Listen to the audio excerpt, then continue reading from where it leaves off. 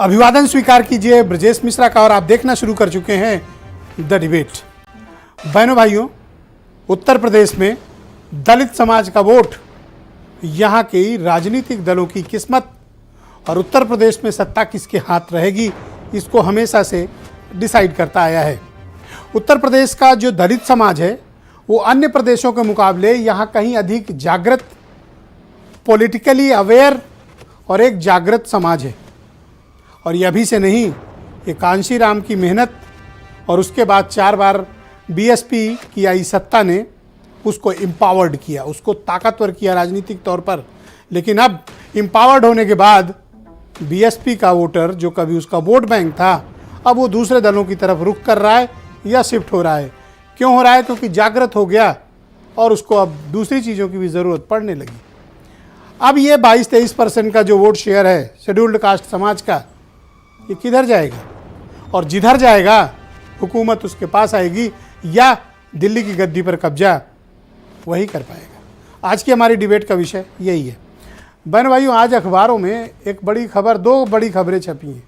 मैं उम्मीद करता हूं कि उन खबरों पर आपकी निगाह ज़रूर पड़ी होगी। जिसकी नहीं पड़ी है उसको हम समझाएंगे भी। एक खबर छपी है कि राष्ट्रीय स्वयंसेवक संघ उत्तर प्रदेश में एक बृहद कैंपेन चलाने जा रहा है कि दलित समाज के जिन युवाओं को उनकी बारात निकालने के लिए घोड़ी चढ़ने की मनाही है उत्तर प्रदेश के तमाम गांवों में, अपर कास्ट के लोग इसका विरोध करते हैं। आरएसएस अब कैंपेन चलाएगी कि इनको घोड़ी चढ़ने दिया जाए। शिव मंदिरों में जलाभिषेक भी करें, इसका भी कैंपेन चलाएगी। समरसता भोज भी आयोजित करें, इसका कैंपेन चलेगा। साथ में उठना बैठना भी हो, इसका भी कैंपेन चलेगा। हालांकि ये सब चुनाव के समय ही होता है या उसके आगे पहले, थोड़ा पहले होता है, उसके बाद सब भूल जाते हैं। तो आरएसएस अगर ये सब अभियान चलाएगा दलितों के बीच जाके, तो फायदा किसको होगा? भारतीय जनता पार्टी को। बीजेपी वैसे भी आजकल दलित समाज के लोगों को आगे बढ़ाने की कोशिश कर रही है, दलित एजेंडे पे काम भी कर रही है और दलितों के प्रति लगातार उनके नेता उनके प्रति सहानुभूति के भरे बयान कहते रहते हैं। बीजेपी बीएसपी के वोटों के बिखराव की सबसे बड़ी बेनिफिशियरी पार्टी है, जिसको सर्वाधिक फायदा 2014, 2017, 2019 और 2022 में हो चुका है। दूसरी बेनिफिशियरी पार्टी है समाजवादी पार्टी। ये खबर भी आज आपने अखबार में पढ़ी होगी कि दलित वोट बैंक के सहारे सियासी वैतरणी पार करने में लगी है समाजवादी पार्टी। ये भी आज अखबारों में छपी। 2 खबर एक ही पेज, एक ही अखबारों ने एक ही जगह दी है। अब पढ़ना चाहिए अखबारों में ये सब चीज़ें जो आती हैं ना, इससे थोड़ा आपको राजनीतिक माहौल समझने में आसानी होगी। तो समाजवादी पार्टी इन दिनों अपना चेहरा बदलने की कोशिश कर रही है, पिछड़ा प्लस दलित। इसलिए आपको हर फोटोग्राफ में अखिलेश यादव के हर कार्यक्रम में, और अखिलेश यादव के बगलगीर आजकल कौन है? अवधेश प्रसाद। असेंबली में उनके बगल में कौन बैठते हैं? चाचा शिवपाल यादव नहीं, अवधेश प्रसाद। राष्ट्रीय कार्यकारिणी में भी उनके साथ कौन होते हैं? अवधेश प्रसाद। तो रामजी लाल सुमन और अवधेश प्रसाद जैसे नेताओं की इस समय चांदी है। युवा दलित नेताओं की भी समाजवादी पार्टी में इज्जत बढ़ गई है। 36% का वोट शेयर ने समाजवादी पार्टी को ये सोचने के लिए और इस रास्ते जाने के लिए एक मार्ग दिखाया है कि अगर दलित समाज का वोट शेयर उसके साथ जुड़ता है तो उसके लिए बेहद फायदेमंद होगा। पिछड़ा, दलित, अल्पसंख्यक, इनको मिला लीजिए तो एक लार्जर वोट बैंक तैयार होता है जो बीजेपी को काउंटर करने के लिए तैयार है।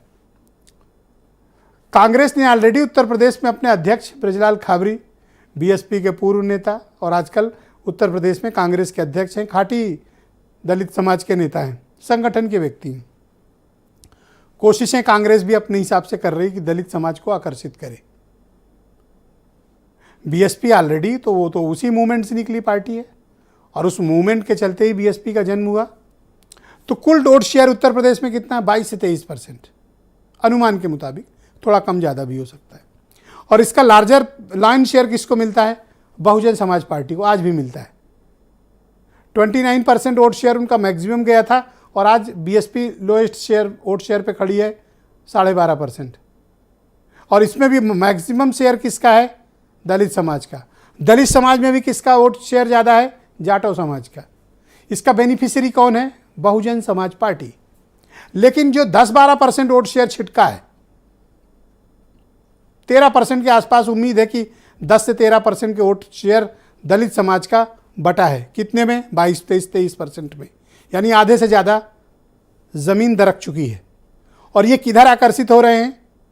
जो दरका हुआ वोट शेयर है 13% 12% का, जो बीएसपी को वोट नहीं करता है, वो कहाँ जा रहा है? उसका भी लाइन शेयर जा रहा है भारतीय जनता पार्टी को, और उसका थोड़ा हिस्सा किसको जा रहा है? समाजवादी पार्टी को। तो बीएसपी को अगर हम मोटा मोटी मान लें कि इसी 10-12% वोट शेयर पे रहेगी, तो बचा हुआ वोट शेयर दलित समाज का कहाँ जाएगा? इसको खींचने के लिए बीजेपी भी एग्रेसिव है और समाजवादी पार्टी भी। अब बंटवारा किस में होगा, कौन लाइन शेयर अपनी तरफ आकर्षित करने में कामयाब होगा, यह देखने वाली बात होगी। लेकिन इस दलित समाज में भी एक कम्युनिटी है जो पॉलिटिकली और वोट के हिसाब से बहुत ताकतवर कम्युनिटी है, जाटो समाज। करीब 11% है ये, 23-22% में अकेले 11% इनका शेयर। तो इनको इग्नोर करके दलित समाज की राजनीति नहीं हो सकती है। तो ये समाज किसको वोट करेगा?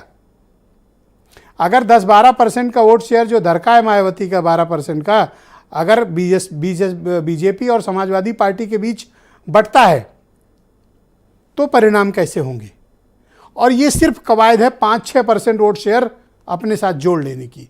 अगर ये 5-6% वोट शेयर समाजवादी के पार्टी के साथ जुड़ता है, यूं पोजीशन होगी उसकी कहाँ? पार्लियामेंट इलेक्शन में। और अगर यही 7-8% बीजेपी अपनी तरफ आकर्षित की, 50% से ऊपर उनका वोट शेयर होगा, जो उनकी सीटों में ज़बरदस्त बढ़ोतरी कर सकता है।